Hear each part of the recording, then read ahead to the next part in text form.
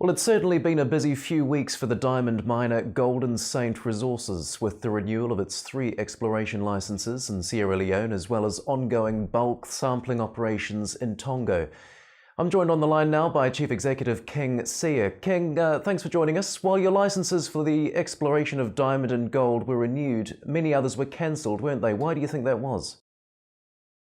Well, Andrew, just to put things in perspective, according to the African News report that was published online on the 1st of June, 57 mine operating and exploration licenses were cancelled by the Sierra Leone government, and as of today, there are only 149 active exploration licenses in Sierra Leone. And the statement from the ministry revealed that actually these mineral right holders, they failed to comply and fulfill their obligations under the provisions of the Mines and Minerals Act. It was also reported that some of the mining firms did not engage in any activity at all. The Ebola epidemic has really taken a toll on the economy, and the official figures actually show an economic downturn of 21.5%.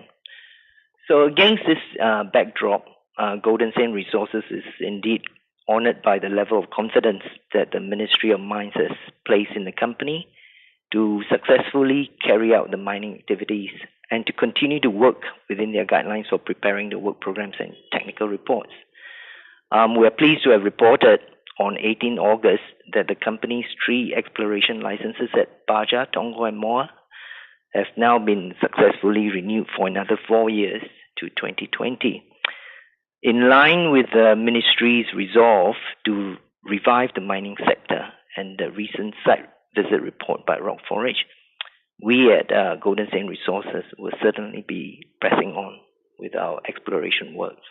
And you've also managed to form quite a good local relationship over there, haven't you? Oh, certainly. Good relations, ships with the ministry is a given. You have to do that. But what I'm saying is that on top of all that, you still need to fulfill your obligations in terms of the exploration work and the mining activities. Now, the alluvial specialists Rock Forage, they published their results recently, quite encouraging in terms of the progress you're making in Tongo. That's right. Yeah, and that report is actually available on our website, but I just wish to highlight some key points arising out of the report. Firstly, the consultants, they were very satisfied with the operation of the upgraded and the modified DAF plant. This is the first controlled alluvial bulk sample from the War River Low Terrace in our Tongo license area. And the sample results were promising, although the sample size itself of 140 tons is considered a small sample. But despite that, the sample actually yielded 27 diamonds, weighing 12.79 carats, and giving an initial diamond grade of 9.1 carats per 100 tons, and an average stone size of about 0.47 carats per stone. It also yielded 5.37 grams of gold, giving a gold grade of 0.04 grams per ton. Well, but in summary, really, this sample represents the start of systemic exploration to determine more accurately the diamond and gold resource potential of the deposits in our Tongo license area. So that's Tongo and some promising results there, but on Baja, which is the other area that they visited, Rock Forage advised you acquire a second-hand excavator to speed things up, is that right? What are your plans? Yes, Andrew, that's right. And in terms of the acquisition of the excavator, I just want to point out that it's not just for Baja, but it will also be for other areas as well. Now, during the course of their visit, they did note that the gravels that were washed, they were not fully what we call basal gravels. Basal gravels are where the heavy mineral concentrates reside. However, these gravels, they are actually located beneath the flat terrace surface and the topsoils. And, with the use of the excavator, it will allow us not only to speed up the gravel extraction process, but it will also allow us to go deeper to the basal gravel level, where the gravels, when they are extracted and washed, it could represent some upside to the diamond and the gold grades.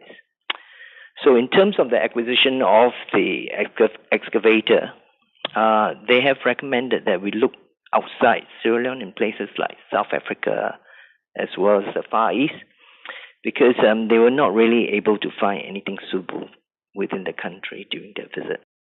Do you reckon that you'll need to raise more capital to go ahead with that? Yep, certainly we will be looking, to raise more capital. But as with most mining companies, we try to minimize stress on investors to raise sufficient capital to ensure that operation is viable until the next stage. So this capital expenditure will be, fairly, well, I won't say major, but it will be a lump sum out of the operating budgets. Well, let's take a look ahead at the next couple of months. What are your work program plans? What's in the pipeline? Well, we will continue to make preparations to commence bulk sampling of the Seah River, which is actually on our Baja license area. And we intend to use our local washing plant. And, we will be looking to build a road or ferry access to the Baja Site 2 area, taking into consideration our overall exploration strategy. And, of course, we will evaluate the acquisition of the excavator as recommended by Rock Forage, and taking into account the cost of the machine as well as the availability of the funds. And we certainly will continue to focus on geological mapping and bulk sampling. And we will be scheduling a site visit from the Perth management team to Sierra Leone in about September. Well, plenty happening, King. Exciting few months ahead. The Diamond Club, let's just have a final word on that. How are the sales going, and are you planning any events soon to promote it? Yeah. Well, the Diamond Club, it continues to host events on an ongoing basis where invitations are extended to potential buyers to attend our private diamond viewing sessions. Our last event was actually held on 28th of July, and we managed to close some sales, so we're quite happy with the outcome. We are always looking to gradually build that GSR Diamond Club brand name, and as we continue to also build up our inventory level. That's brilliant, King. All the best. Thanks for the update. Good talking to you as always. Thank you so much, Andrew. Have a nice day. And you.